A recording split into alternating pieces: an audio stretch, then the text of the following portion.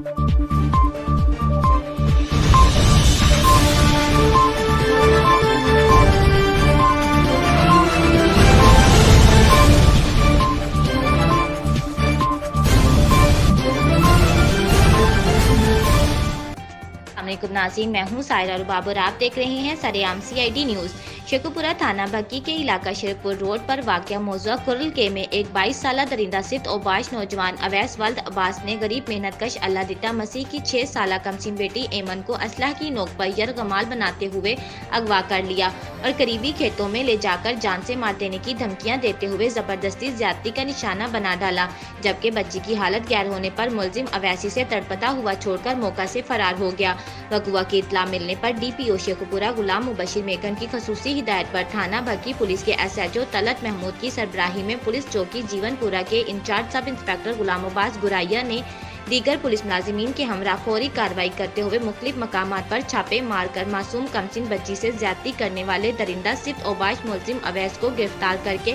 इसे हवालात में बंद कर दिया, जिस पर DPO शेखुपुरा ने मज़कूरा पुलिस चौकी जीवनपुरा के इंचार्ज सब इंस्पेक्टर गुलाम अब्बास गुराइया और इनकी टीम को शाबाश दी। मजीद अपडेट के लिए विजिट करें हमारी वेबसाइट www.sareamcidnews.com।